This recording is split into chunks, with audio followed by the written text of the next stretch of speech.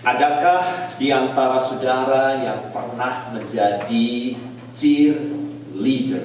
Ada di antara saudara pernah jadi cheerleader? Tak ada satupun. Pak Michael juga nggak pernah jadi cheerleader. Ya, biasanya perempuan ya cheerleader. Tapi saya yakin, saya percaya bahwa saudara pernah melihat bagaimana cheerleader melakukan aksinya. Cheerleader itu dalam bahasa Indonesia mungkin pemandu sorak, ya, pemandu sorak-sorai, yaitu sekelompok atau beberapa orang, tapi biasanya saya perhatikan adalah wanita dengan pakaian khusus, dengan aksesori yang khusus, yang tugasnya adalah memandu sorak-sorai dan aplaus, tepuk tangan ya dari penonton dengan teriakan sorak-sorai, tetapi juga biasanya disertai dengan gerakan senam atau tari yang dinamis, dan tidak jarang juga disertai dengan gerakan akrobatiknya yang menarik. Biasanya di pinggir lapangan pada saat pertandingan, baik di NBA, ya, pertandingan basket, voli, dan sebagainya. Kira-kira apa tujuan cheerleader? Memandu sorak dan sorai itu tujuannya apa, saudara? Memandu sorak ini, saudara, adalah memandu setiap kerumunan dari penonton agar bersorak-sorai. Guna untuk apa? Untuk membangkitkan semangat, untuk membangkitkan motivasi, untuk membangkitkan percaya diri dari mereka yang bertanding, untuk mendorong yang bertanding itu untuk bersungguh-sungguh mengeluarkan segenap kemampuannya dengan tujuan akan menang di dalam pertandingan. Sore nanti, saudara, sudah dimulai kejuaraan dunia badminton di Jepang, saudara. Juara dunia untuk tahun ini. Dan segera kita juga akan lihat tidak ada cheerleader, tetapi para penonton akan saling memberikan dukungan kepada setiap pemain yang akan didukungnya. Kan? Kalau Indonesia sorak-sorenya biasanya Indonesia blok blok blok blok blok, nah begitu ya. Kalau Denmark lain lagi ya. Mereka juga punya sorak-sorenya sendiri-sendiri. Dalam bacaan kita yang pertama, adakah kita dapat melihat Yesaya pasal 50 ayat 4, Nabi Yesaya juga menyatakan dirinya seperti seorang cheerleader ini. Bukan untuk tim olahraga, melainkan untuk umat Allah, untuk jiwa-jiwa yang letih, yang lesu. Dia mau menjadi cheerleader buat umat Allah itu, untuk membangkitkan jiwa-jiwa yang kehilangan semangat, yang lesu dalam mengikut Tuhan. Yesaya menyatakan bahwa lidah seorang murid Tuhan seperti dirinya adalah murid yang selalu mengeluarkan dari mulutnya kata-kata semangat satu dengan yang lain. Bukan seperti dunia ini yang keluar biasanya cemoohan, olok-olokan, ejekan, cacian, makian, cercaan, hinaan, kecaman, nistaan, kritik, umpatan. Yang pada saat saya lanjutkan apa saja itu yang paling banyak, sehingga istilahnya juga ada banyak yang pada akhirnya mematahkan semangat, meruntuhkan semangat orang. Namun Yesaya, mari kita baca lagi Yesaya pasal 50 ayat 4. Tuhan telah memberikan kepadaku lidah seorang murid. Apa itu lidah seorang murid? Apakah saudara sungguh murid-murid Tuhan? Dan kalau saudara sungguh-sungguh murid-murid Tuhan, perhatikan seperti Nabi Yesaya, dia memberikan kepadaku lidah layaknya seorang murid Tuhan, supaya dengan perkataan aku dapat memberi semangat baru kepada orang yang letih dan lesu. Saudara, itulah murid Tuhan. Itulah murid Tuhan, selalu mengeluarkan kata-kata yang membangkitkan jiwa untuk terus ada di dalam Tuhan, dalam semangat Tuhan, di jalan Tuhan. Kalau kita baca semuanya, saudara, kisah dari ayat ini, apa yang disampaikan oleh Nabi Yesaya ini bukan teoritis, tetapi berdasarkan pengalaman dari Nabi Yesaya sendiri. Apa yang dialami? Siapa manusia menghadapi tantangan pergumulan, terlebih pada waktu begitu berat menekan dan menindih kita. Kita sering menjadi letih, lesu, berbeban berat, tak berdaya. Itulah yang dialami oleh Yesaya di ayat-ayat sebelumnya. Dia dalam keterpurukan, perasaannya sudah kehilangan harapan, tak mampu lagi untuk terus menjalankan perjalanannya sebagai nabi Tuhan. Begitu berat untuk menyampaikan firman Tuhan kepada bangsa yang tegar teguk seperti itu. Dia sudah letih dan lesu. Namun saudara, apa yang dialami oleh Yesaya, yang disampaikan adalah jika sang guru, yaitu Allah itu sendiri, ada seorang yang selalu memberi semangat sebagaimana dia kembali ditegakkan oleh Allah. Semangat yang datang dari Allah terus memperbaharui kemauan tekadnya untuk menjadi nabi Tuhan. Maka demikian juga selayaknya setiap murid-murid Tuhan menjadi seperti Allah. Yang keluar dari mulut kita adalah selalu hal yang membangkitkan semangat, yang membangkitkan dorongan, yang membangkitkan dukungan sebagaimana yang dia alami sebagai nabi yang lemah, yang terpuruk. Tetapi dorongan Allah, semangat yang datang dari Allah, dukungan topangan dari Allah, itulah yang membuat dia dapat menjadi nabi Allah untuk bangsa yang sangat sukar dan tegar dan teguh. Dan saudara, itulah tugas kita sebagai murid-murid Tuhan.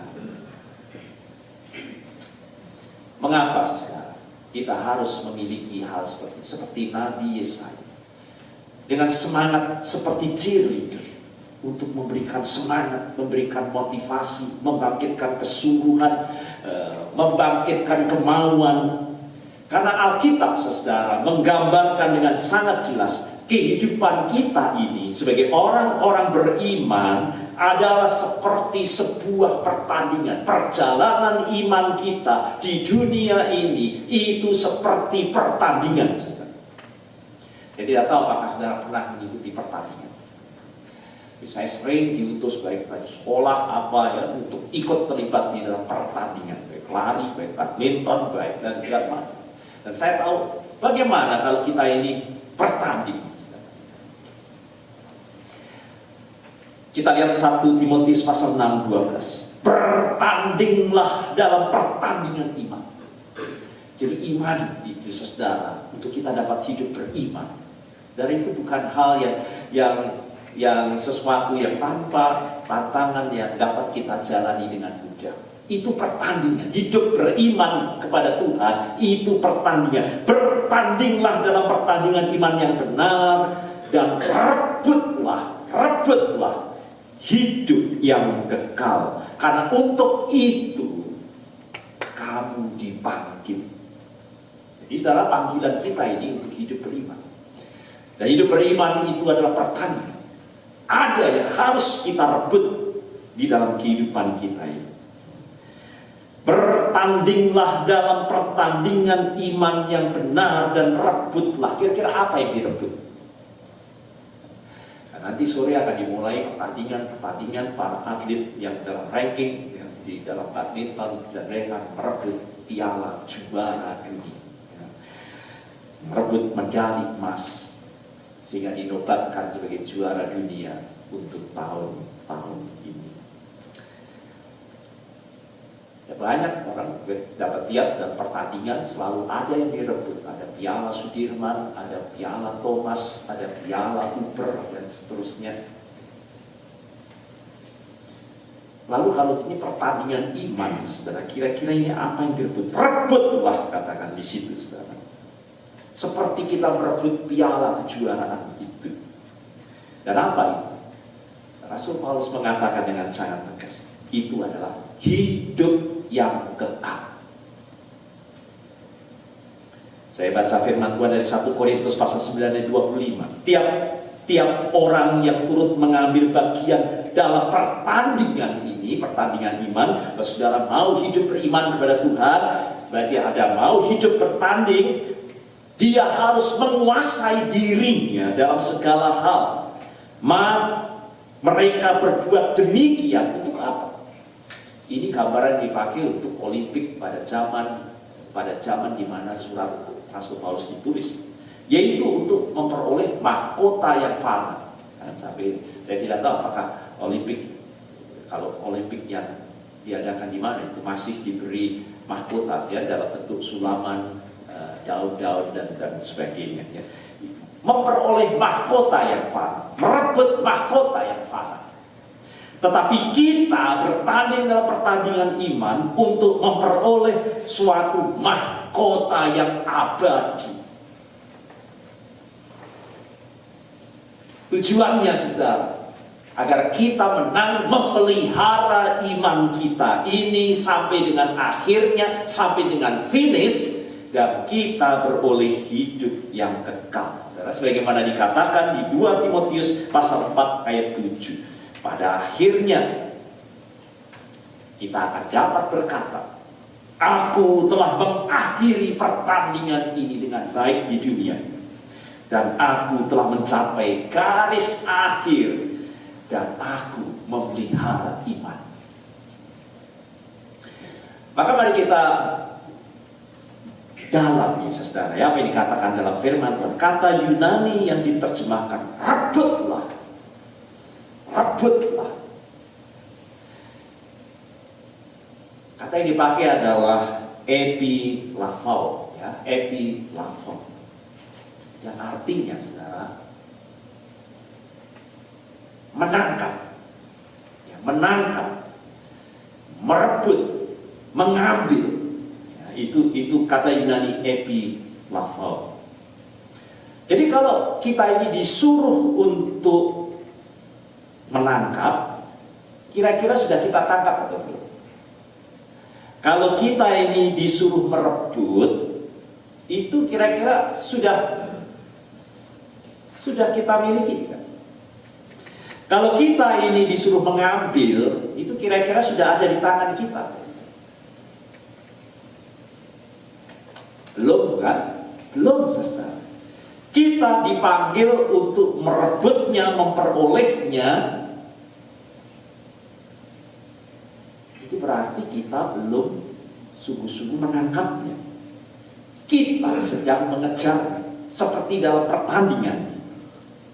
Maka saya akan baca firman Tuhan Filipi pasal 3 13-14. Aku sendiri tidak menganggap, karena mau hidup beriman, ya, jangan sekali-kali saudara menganggap bahwa aku telah menangkapnya. Tetapi ini yang kulakukan, aku melupakan yang di belakangku dan sebagainya, dan padanya aku berlari-lari kepada tujuan itu untuk memperoleh hadiah, yaitu panggilan surgawi kita, bukan yang fana, yaitu dari Allah dalam Kristus Yesus. Jadi saudara, memang semuanya sudah tersedia melalui karya kematian, karya Tuhan, keselamatan sudah tersedia bagi kita. Tetapi kita diingatkan, kita belum sampai di garis akhir. Kita harus mempertahankan itu, dan kita harus menang sampai di akhirnya. Itu sebabnya mari kita perhatikan dalam melakukan perlombaan seperti itu, pertandingan iman, kita harus melakukannya dengan cara berlomba dengan baik. Kata yang lain dipakai, berlomba dengan tekun. Ibrani 12 ayat 1. Berjuang dengan sungguh-sungguh, dengan penuh semangat. Tidak ada pertandingan kalau sudah tidak memiliki semangat. Kita butuh cheerleader. Kalau saudara bertanding tanpa semangat, saudara hanya akan datang untuk kalah dan menguasai diri. Ya, meskipun sorak-sorai itu melecehkan saudara, mungkin ada banyak penonton juga yang membuat saudara, tetapi saudara dapat menguasai diri dalam kita ini bertanding. 1 Korintus pasal 9 ayat 24. Tidak tahukah kamu bahwa dalam gelanggang pertandingan seperti ini, semua peserta turut berlari, tetapi hanya satu orang saja yang akan mendapat hadiah. Karena itu larilah begitu rupa sehingga kamu memperolehnya. 2 hal yang dikatakan dalam pertandingan seperti ini agar kita sungguh-sungguh merebut dan meraihnya. Yang pertama, saudara, kuasai dirimu sedemikian rupa. Itu kata yang sangat penting bagi untuk kita dapat menang dalam pertandingan. Kuasai dirimu sedemikian rupa. Dan yang kedua, agar kita mengatasi semua rintangan yang menghalangi kita. Bagaimana itu prakteknya? Saya akan berikan cepat sekali contoh-contoh, saudara, apa yang dimaksud dengan menguasai diri, apa yang dimaksud dengan kita harus mengatasi semua rintangan yang ada dalam diri kita. Saya akan baca potongan-potongan ayat yang menjadi implementasi dari perintah ini. Galatia 5 ayat 15. Awaslah, itu artinya juga kuasai dirimu. Awas, kuasai dirimu. Ya, kalau saudara mau bertanding, saudara itu harus awas.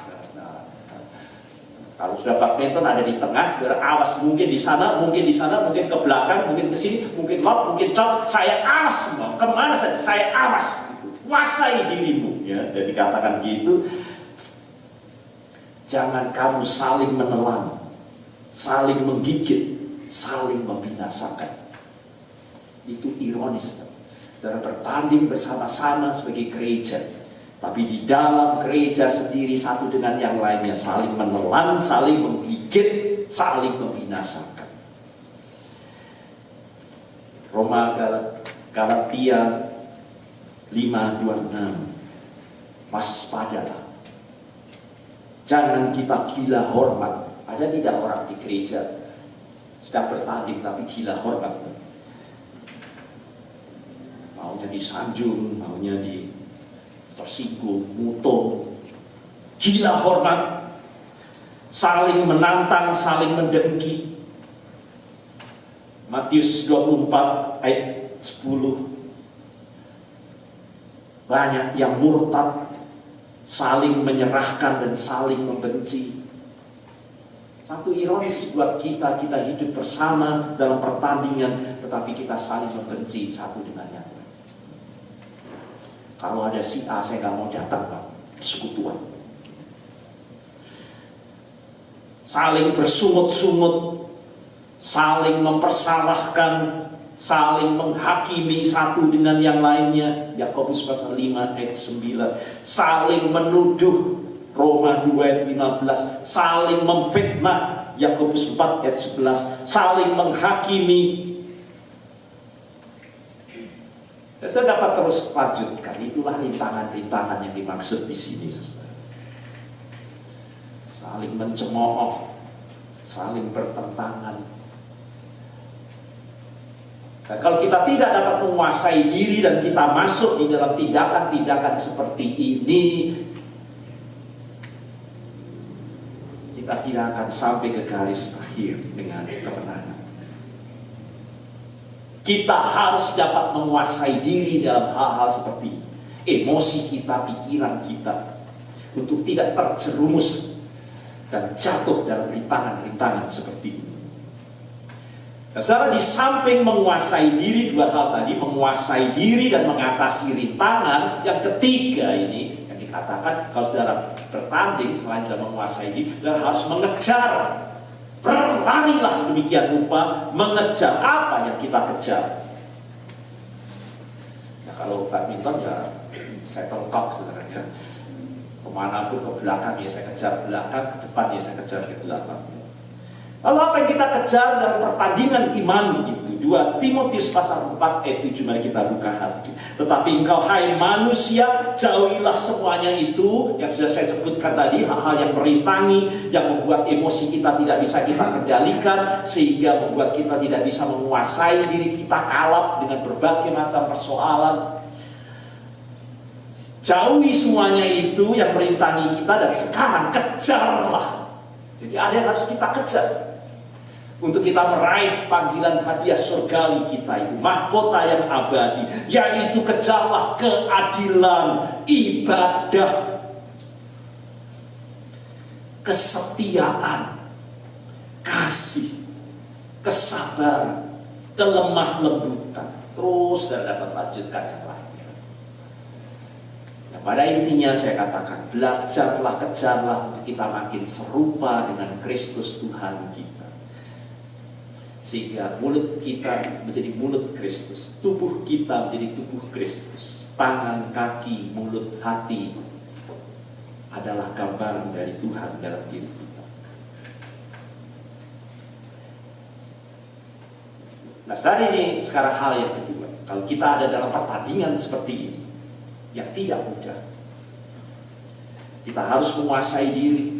Kita harus mengatasi segala rintangan. Kita harus mengejar banyak hal tadi, keadilan, kedamaian, kesabaran, kesetiaan, ibadah dan sebagainya. Sesuatu yang tidak dapat dengan mudah untuk kita raih. Itu sebabnya dikatakan ini adalah sebuah pertandingan, sehingga kita dapat merebut hadiah itu. Maka kita diingatkan mengapa Tuhan memberi iman kepada kita untuk tidak hidup sendiri-sendiri, tetapi kita dijadikan menjadi satu sebagai jemaat eklesia. Itu artinya eklesia yang dipanggil keluar dari dunia kegelapan ini dan dari kepentingan dirinya sendiri untuk masuk dalam terang Tuhan yang ajaib, dalam assembly, dalam persekutuan, dalam hubungan satu dengan yang lainnya. Jemaat Tuhan satu tubuh. Itu berarti kita membutuhkan satu dengan yang lainnya. Bacaan kita yang ketiga, Yesus adalah Tuhan yang menjadi manusia seperti kita dengan darah dan daging. Dia digoda oleh iblis sama seperti kita. Kalau dipukul ya sakit, keluar darahnya. Jangan pikir dia Tuhan, itu berarti pada waktu dia manusia tidak mungkin digoda. Dia sama seperti kita dengan daging, dimaki juga sakit. Dan tiba saatnya dia harus sampai ke puncak untuk memikul salib ini. Apa yang dikatakan Tuhan Yesus? Yesus membutuhkan orang lain untuk mendampinginya. Dia Tuhan. Maka dia ke Getsemani tidak sendiri. Dia memanggil muridnya, dia memanggil Petrus. Dia membutuhkan orang lain untuk menopang, untuk menguatkan dia, untuk mendugikan dukungan. Untuk memikul salib itu, Kristus membutuhkan orang lain. Hatiku sangat sedih, seperti mau mati rasanya. Tinggallah di sini bersama aku, berjaga-jagalah dengan aku. Yesus membutuhkan teman. Setelah itu ia kembali kepada murid-muridnya dan mendapati sedang tidur. Dan membangunkannya dan berkata kembali kepada Petrus, tidakkah kamu sanggup berjaga-jaga dengan aku 1 jam saja? Ini berat untuk dapat ditanggung. Dengan tetesan seperti darah, Saudara-saudara, ini yang mau saya katakan. Apalagi kita. Apalagi kita. Maka itulah Tuhan memberikan hukum. Bacaan firman Tuhan kita yang kedua. Bertolong-tolonglah menanggung bebanmu dalam pertandingan seperti ini. Maka demikian kamu akan memenuhi hukum Kristus. Ini hukum. Jadi itu pasal. Jadi kalau kita sungguh-sungguh ada di dalam Tuhan ini, ada hukumnya. Hukumnya adalah kita harus menjadi satu tubuh. Kita harus bertolong-tolongan satu dengan yang lain. Karena untuk itulah kita dipanggil dalam pertandingan yang tidak mudah. Kita butuh topangan satu dengan yang lainnya. Maka selanjutnya saudara dapat lihat, saya baca Roma 14:19. Sebab itu marilah kita mengejar apa yang mendatangkan damai dan sejahtera itu, yang berguna untuk saling membangun. Maka kata saling, kata alelon ini adalah kata perjanjian baru. Saling satu dengan yang lain, saling alelon dalam ini adalah kunci untuk kita bertanding dalam pertandingan iman ini. Saling menasehati, saling membangunlah. 1 Timotius pasal 5 ayat 11. Saling mendoakanlah. Yakobus pasal 5 16. Saling memperhatikanlah. 1 Korintus 12:25. Saling mendorong dalam kasih dan pekerjaan baik. Ibrani 10:24. Saling membantulah kamu. Efesus pasal 4 ayat 2. Saling membangunlah. Roma pasal 14. Kalau saya teruskan, itulah ayat-ayat yang memenuhi perjanjian baru. Saling membangun, saling memberikan dukungan, support. Kalau sudah ditanya apa itu support, mendukung, saudara. Support itu kalau didefinisikan, saudara, itu lend strength to. Artinya meminjamkan kekuatan kita untuk sesuatu. Itu support. Kita meminjamkan kekuatan, yaitu kekuatan kita untuk kita pinjamkan dapat dipakai untuk memberi kekuatan kepada yang kita support itu. Nah, maka saudara, dalam pertandingan iman di dunia ini yang penuh dengan onak dan duri, godaan, tantangan, ujian, pencobaan, itulah yang dimaksud dengan pertandingan itu. Kita dipanggil untuk memiliki semangat persekutuan yang saling membangun, saling memberi dukungan, support satu dengan yang lain. Sebagaimana Nabi Yesaya tadi dalam bacaan kita yang pertama, untuk menjadi seperti cheerleader satu dengan yang lain dalam pertandingan kita ini, dapat memberi semangat baru kepada orang yang letih dan lesu. Nah, bagaimana caranya? Saya akan mengakhiri. Kira-kira itu bagaimana saudara kita melakukan, memberi support seperti itu. Saudara, seluruh firman Tuhan yang saya pelajari, ini rahasia. Kita harus melihat saudara-saudara kita satu dengan yang lainnya dengan apa yang akan terjadi kemudian dengan iman. Saya lagi, ini sangat penting buat kita ya, dalam memberi support dan dukungan. Dalam kita berhubungan satu dengan yang lain, saudara harus melihat dengan mata iman apa yang dapat terjadi kemudian di dalam diri orang dengan iman. Jadi bukan yang ada atau yang nampak sekarang.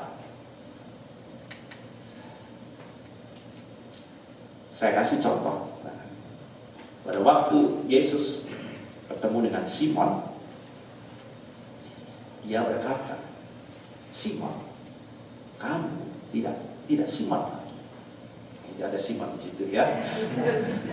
Artinya Simon itu buluh terkulai. Tuyul kiri ya ke kiri, ke kanan ya kanan, tidak ada pendirian. Omongannya saja yang besar, muluk-muluk, tapi kenyataannya tiup ke depan ya ke depan, ke belakang ya ke belakang. Itu Simon. Kamu bukan lagi Simon. Engkau Petrus, batu karang yang teguh. Kira-kira Simon itu sudah jadi Petra belum? Waktu itu belum, saudara. Yesus tidak berbicara Petrus dengan kata, kamu itu Simon, omonganmu saja yang besar, mulutmu saja yang besar, kamu ini Yesus tidak bicara, tidak melihat yang sekarang. Petrus memang seperti Simon seperti itu. Tapi dia ini yang memberi spark dan dia, kamu Petrus, batu karang itu. Belum, waktu itu belum, sama sekali belum, saudara. Simon tetap Simon, sampai Yesus disalib pun juga sembunyi dan akhirnya mengkhianati Tuhannya juga, menyangkal. Tetapi pada akhirnya kita dapat lihat siapa Simon, sungguh-sungguh Petra. Dan saat Tuhan berkata, kau fadis, dia kembali ke Roma dan dia mati terbalik dengan salib lebih daripada Tuhan. Pada waktu Tuhan memanggil Gideon dalam pengirian sembunyi, Gideon berkata, hai Gideon, engkau pahlawan yang gagah berani. Kira-kira pada waktu Tuhan bicara kepada Gideon pahlawan gagah berani, Gideon sudah pahlawan belum? Pengecut, saudara, dia itu sembunyi, ya. Takut bermain, pengecut, saudara. Gemetar menghadapi musuh, maka dia lari sembunyi di pengirian dan dia sungguh-sungguh pengecut. Tapi Yesus tidak, hei kamu pengecut, tidak, hei kamu pahlawan gagah berani. Dan bagaimana yang terjadi dengan Gideon? Sungguh-sungguh pahlawan gagah berani tercatat di dalam Alkitab. Dia memanggil Musa juga berkata, kamu Musa, mulutmu tidak petah lidah pelo kalau ngomong, tidak. Hai kamu akan menjadi nabi, bicara dengan Firaun penguasa Mesir. Apakah dia bisa pada waktu itu? Tidak. Tidak Tuhan, aku ini tidak petah lidah dan seterusnya. Kalau dia berhadapan dengan Maria Magdalena, dia tidak berkata, hei kamu perempuan sundal, perempuan, tidak. Engkau Magdalena akan menjadi perawan, menjadi wanita yang kudus dan suci. Bertemu dengan Sakius, memang dia pemungut cukai, tapi dia tidak berkata kondisinya sekarang. Dia berkata, hei kamu lintah darat. Tidak, saudara.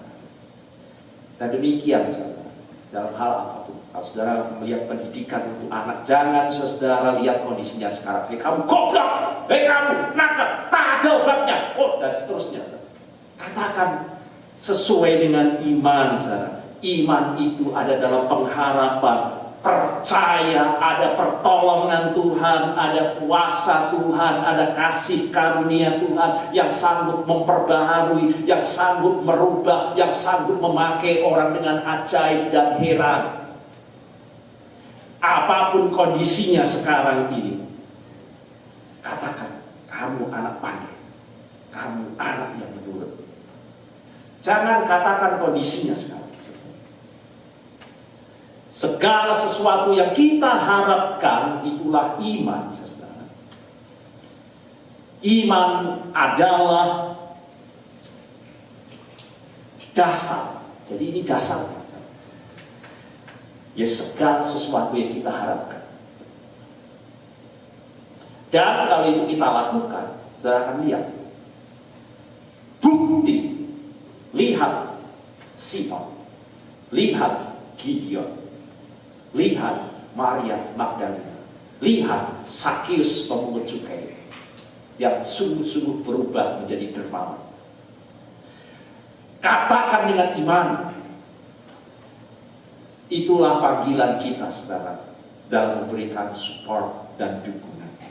Kalau saudara, mata saudara hanya tertuju kepada kondisi yang sekarang dan di sini, saudara hanya sakit, saudara hanya kecewa, saudara tidak ada putusan, saudara akan putus asa, dan yang keluar dari mulut kita ini, saudara-saudara, hanyalah kecaman, nistaan, cercaan, cacian, makian, dan kita berbicara sama sekali tanpa iman, umpatan, dan semua meruntuhkan semangat dan dorongan. Tuhan memanggil kita untuk berbicara dengan iman. Karena itu, nasihatilah, doronglah seorang dengan yang lain, saling membangunlah, saling memberi semangat dalam iman, bahwa ada pembaharuan Tuhan, ada karya Tuhan, ada kekuatan Tuhan, ada mujizat Tuhan. Semua yang membuat kita terus makin disempurnakan dan makin baik. Kita akan menang dalam pertandingan iman kita. Amin.